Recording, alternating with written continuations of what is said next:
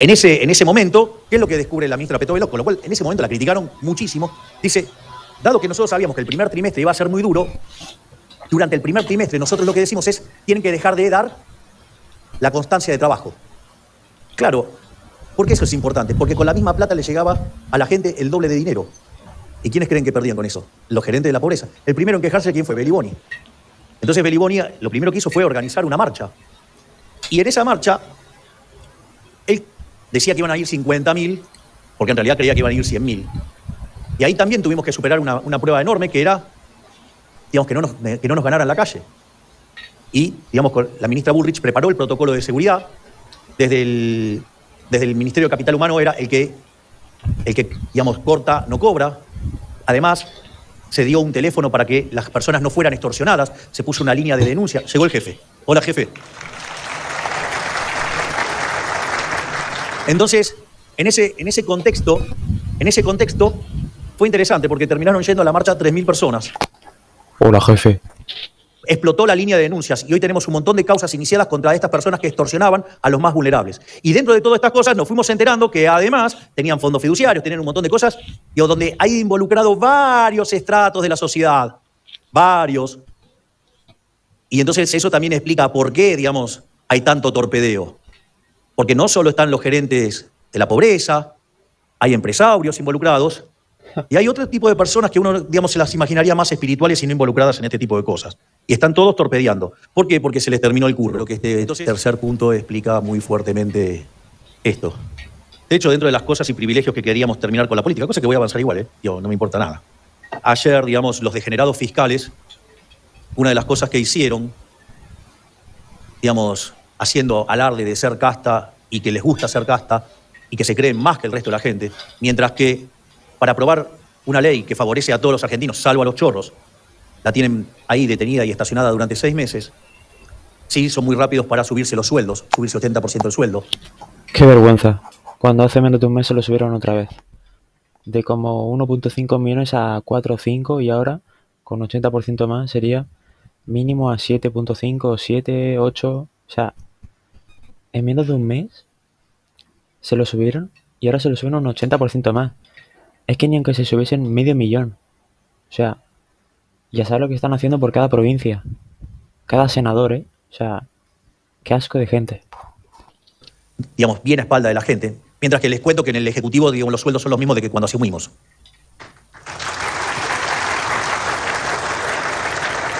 Pero no solo eso, sino que además, y obviamente que están buscando romper el equilibrio fiscal, miren, Bukele cuando asumió, ¿saben qué? No tenía... Les duele que lleve este gobierno ya como 4 o 5 meses seguidos, 4, desde enero hasta abril. No sé si mayo también, pero bueno, se verá el 15 de junio, que ahí es donde sale la inflación del mes de mayo y demás. Y les duele que haya superávit financiero, cosa que para ellos era imposible o al menos no querían, y luego ven que lo está haciendo el gobierno actual, que supuestamente se le iba a complicar de todas las maneras, pero al final lo consiguió. No tenía ningún diputado, nada, no tenía ningún legislador, nada. ¿Saben cómo gobernó? A puro veto. Todas las cosas que hacían los degenerados fiscales, se las vetaba todas. ¿Qué es lo que voy a hacer yo? Les voy a vetar todo. Pero, entonces ayer, un diputado se puso a defender las jubilaciones de privilegio. Digo, algo, digamos, a lo cual yo dije que vamos a renunciar. Y además, como es un derecho adquirido, no es que voy a estar tocando a los que están atrás, sino que en realidad toca solamente desde mi persona hacia adelante. ¿Y por qué es importante esto? Miren, yo puedo llegar a estar 4 años o puedo estar 8 años, si todo sale muy bien. Pero ¿saben qué después? ¿Qué hago una vez que termino con esto? Voy a tener que salir a laburar. Entonces, es interesante porque como tengo que volver a salir a laburar, me tengo que ocupar activamente de hacer cosas que están bien. Porque si no, el día después me quedo sin laburo y me cago de hambre. El monopolio que es malo es el monopolio que está determinado por la fuerza del Estado. De hecho, la definición original de monopolio es de Lord Coke, que es la que tomó Adam Smith, y que señala que un monopolio, digamos, es básicamente una situación en la cual el monarca, el señor feudal, el príncipe, el que a ustedes se les ocurra, fijaba qué se podía comprar o no de un determinado producto. Entonces a alguien le estaba dando un monopolio, obviamente que eso era en contra de la gente y era a favor del empresario y del monarca. Pero si no hay un evento violento, no es un problema. De hecho, supongo que yo tengo una situación donde tengo 10 empresas vendiendo celulares. Y aparece una y me genera un celular de menor precio y de mejor calidad. Obviamente que las 9 restantes van a quebrar. ¿Y qué me importa? Si yo ahora tengo un producto de mejor calidad o mejor precio. No solo eso, es más, muchos se preocupan por eso. Y eso, hay un libro muy básico en economía que es muy lindo que se llama La economía en una lección, de Henry Hazlitt. Y dice, ¿cuál es la diferencia entre el buen economista y el mal economista? Es que el mal economista solamente mira un sector y no mira las consecuencias en otros sectores y menos las consecuencias a futuro. Es decir, que el buen economista no solo mira ese sector, sino que además mira los otros sectores y no solamente que contempla el presente, sino que contempla las implicancias al futuro. Es decir, es la diferencia entre hacer equilibrio parcial de un solo periodo, además, contra hacer equilibrio general intertemporal. Como a la Hayek, o combinada con Israel Kirchner, donde Hayek ve al mercado como un proceso de descubrimiento. Y eso, digamos, y Israel Kirchner mira al mercado como un proceso que mezcla el proceso de descubrimiento, pero con el principio de apropiación de Locke. Porque la verdad que si ustedes van a descubrir algo, pero no se lo pueden apropiar, ¿para qué lo quieren descubrir? Entonces, esa combinación hace que ese proceso de descubrimiento genere crecimiento económico. O sea, ¿por qué? Porque empiezan a resolver problemas. Es más, miren, hay una cosa cuando tuvimos la primera reunión con Elon Musk y que mi hermana se lo leyó enseguida. Elon Musk, ¿saben por qué es maravilloso y por qué le va bien y merece que le vaya bien? Me dijo, yo me levanto todos los días pensando en qué problema le puedo arreglar a la gente. Es una genialidad. Es una genialidad porque básicamente si le arregla problemas a la gente, digamos, o sea, va a conseguir que sus productos se vendan. Consecuentemente, si lo hace bien, se llena de guita. Bravo. Es decir, es un héroe, un benefactor social. Es decir, yo creo que, digamos, a la política va a haber que estar 50 años explicándole la cabeza de ese hombre. Y hoy estoy bullish, estoy optimista.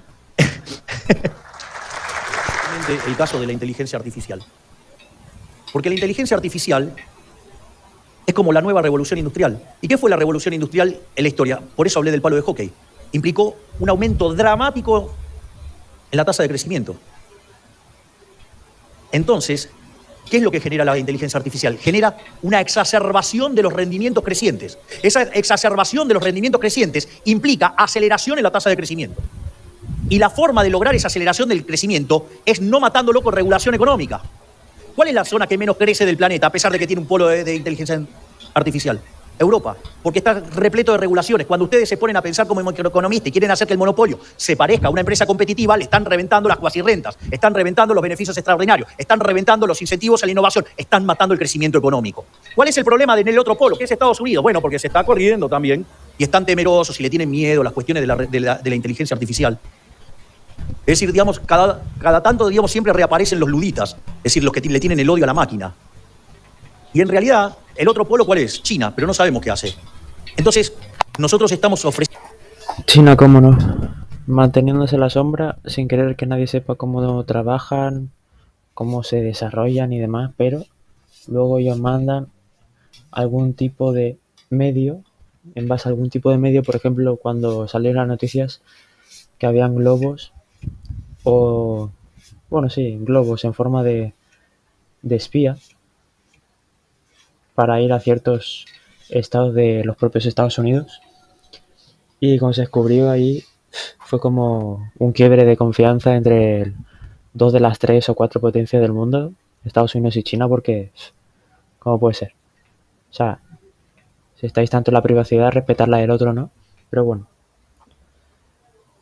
quieren, o quizá en algún momento se conviertan en la primera potencia, desarrollándose en la sombra, como ya se ha comentado. Y bueno, al final es eso, y la cosa es que China está con Rusia y prácticamente toda Europa está ayudando al país, el cual está siendo invadido por Rusia, Ucrania, como ya se sabe hace ya más de 2 años, desde febrero del 2022. Pues yo qué sé, sería como poner una bolsa Europa y Estados Unidos, bueno, y prácticamente Latinoamérica, al menos la mayoría. Brasil, Argentina y tal, supongo que están con Estados Unidos y Europa. Pero no es estar con uno o con otro, pero al final es qué interés es defender.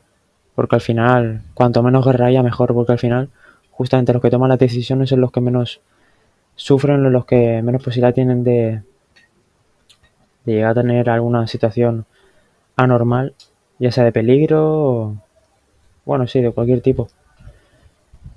Pero es eso.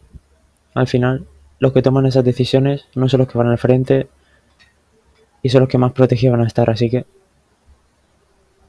los que se matan al final son los soldados, por los intereses de los gobiernos. Pero bueno, ¿qué va a ser? Las cosas son así, ¿no? Siendo que Argentina sea este cuarto polo de inteligencia artificial en el mundo. ¿Y por qué? Porque tenemos grandes extensiones de tierra, clima frío, donde todo esto es muy importante, digamos, posibilidad de tener mucha energía barata. Es muy importante ¿para qué? Para que los algoritmos inteligentes puedan aprender y eso genera mucho, digamos, mucho calor. Entonces, por eso es tan importante tener una zona fría, extensa de tierra y energía barata. Pero además, también tenemos que el capital humano. Y si nosotros, entonces, generamos las instituciones...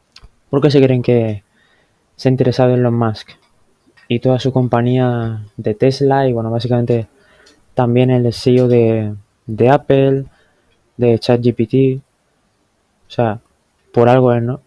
Y además que tampoco es que tenemos todo y somos un país, o bueno, yo porque soy argentino, lo estoy diciendo así, pero como que somos un país totalmente a merced o dependiente de otro país que venga a invertir, si no, pues no podemos desarrollarnos de ninguna manera y necesitamos de otro país que venga a invertir, a prestarnos la mano y nosotros cogerles el brazo, no. Hay que ser independiente y básicamente es eso. Pero bueno, es una oportunidad de oro, la cual hay que aprovechar, generar el empleo y así ir reduciendo poco a poco la pobreza como se pueda. Y básicamente elevar el PIB, la renta per cápita y hacer más rico el país de la Argentina. correctas, ya sea el DNU, ya sea bases, es decir, la fase 1 de las reformas estructurales, o todo lo que queda pendiente para hacernos el país más libre del planeta Tierra, va a implicar que vamos a tener las condiciones para que en un lapso, como mucho, de 40 años, volvamos a ser la primera potencia mundial. Muchas gracias.